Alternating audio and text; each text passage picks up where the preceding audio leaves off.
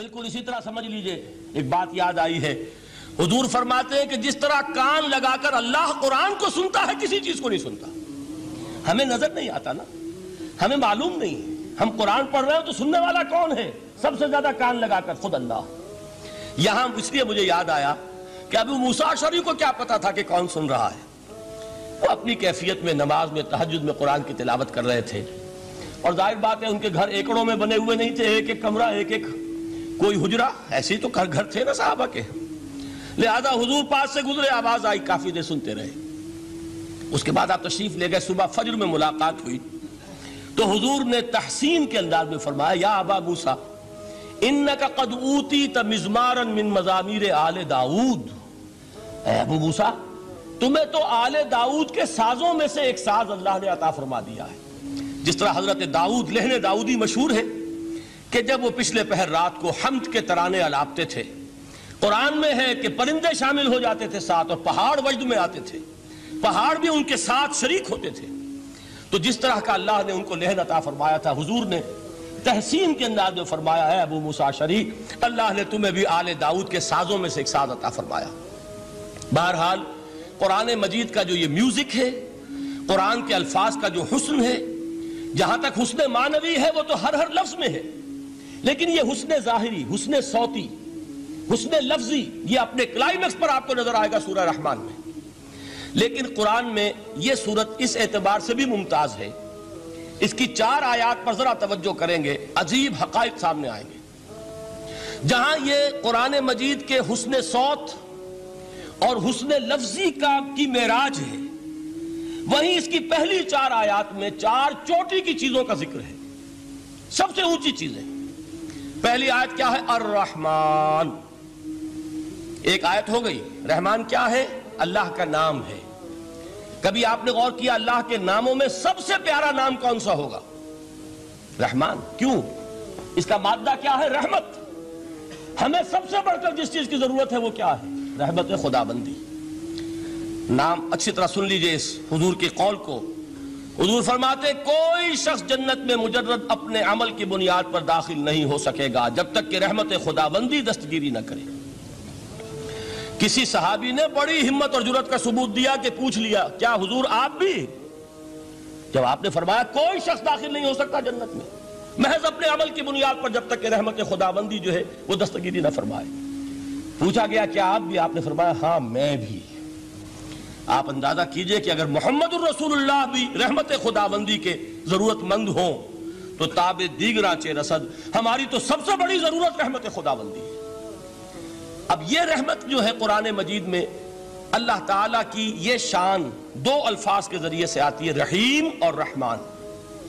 اور کوئی مادہ نہیں ہے جس سے 2 نام بنتے ہوں اللہ کے، لیکن یہ مادہ ہے واحد رحمت کا کہ جس سے رحمان بھی ہے رحیم بھی ہے۔ رحیم صفت مشبہ ہے، رحمت دائم ہو جائے گی، مستقل ہوگی تو رحیم کہیں گے، اور رحمان اس میں رحمت کی ہے وہ شان ہے کہ جیسے ٹھاٹھے مارتا ہوا سمندر ہو، ہیجان کی کیفیت، طوفانی کیفیت، رحمت خداوندی کا طوفانی جوش، وہ ہے رحمان۔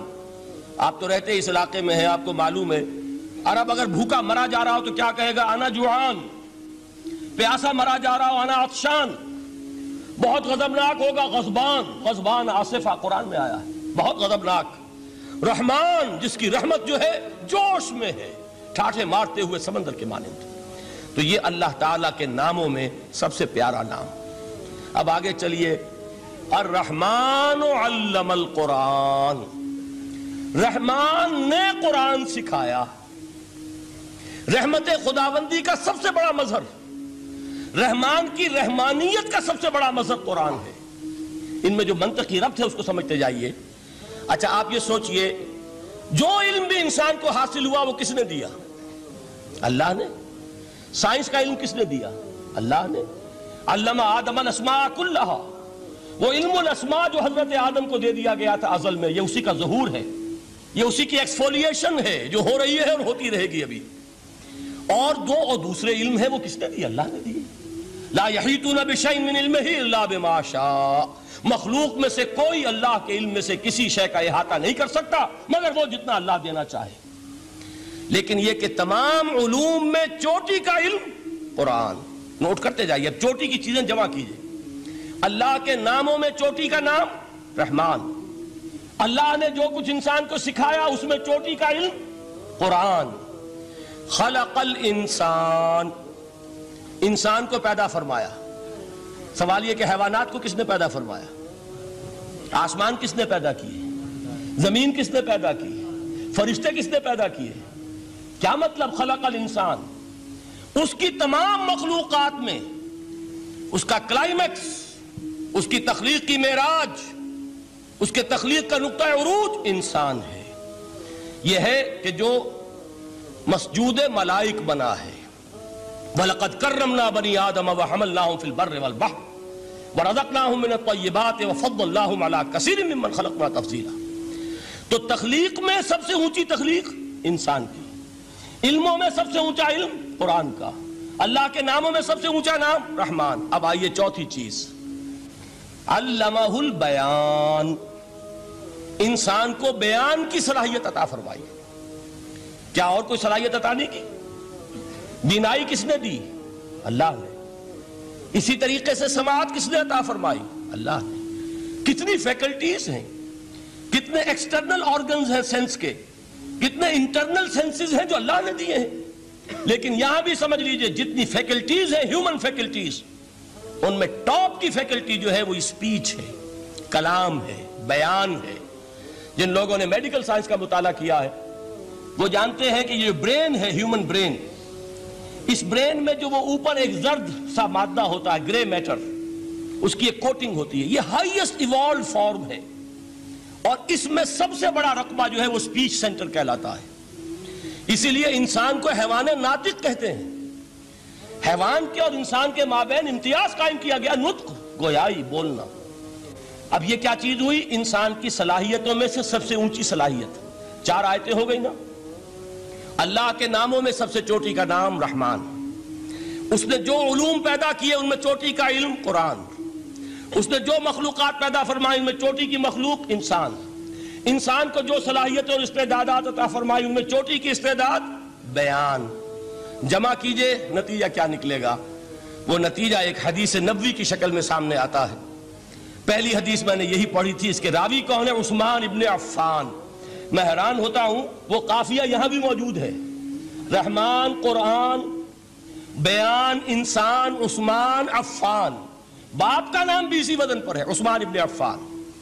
عن عثمان ابن عفان رضی اللہ تعالی عنہ قال قال رسول اللہ صلی اللہ علیہ وسلم. حضرت عثمان شہید مظلوم ذو النورین رضی اللہ تعالی عنہ فرماتے ہیں کہ اللہ کے رسول صلی اللہ علیہ وسلم نے فرمایا، خیرکم من تعلم القرآن وعلمہ. تم میں سے بہترین لوگ وہ ہیں جو قرآن سیکھیں اور سکھائیں. قوت بیان جو تمہاری ٹاپ فیکلٹی ہے، اس کا استعمال کسی گھٹیا کام کے لیے نہیں ہونا چاہیے. دیکھیے اردو میں محاورہ ہے کہ توپ سے مکھی نہیں ماری جاتی. توپ بنائی گئی ہے کسی بڑی شے کے لیے، مکھی مارنے کے لیے توپ استعمال نہیں ہوتی. یہ قوت بیان جو ہے، جو ٹاپ موسٹ فیکلٹی ہے ہیومن، جو فیکلٹیز ہیں ان میں سے، اس کا استعمال بھی ٹاپ موسٹ ہونا چاہیے. قرآن کو بیان کرو.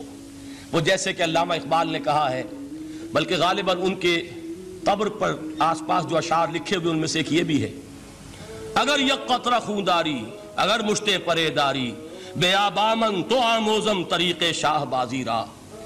اگر تمہارے اندر ایک قطرہ بھی خون کا ہے اور مٹھی بھر بھی پر اگر اللہ نے دیے ہیں تو میرے پاس آؤ کہ میں تمہیں شاہبازی کے طریقے سکھاؤں.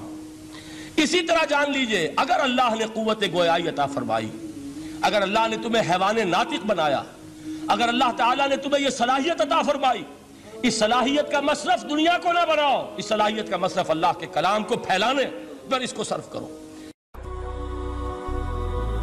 هي الحلقات تحفظني بآيات من القرآن، هي الحلقات تملأني بحب المصطفى العدنان.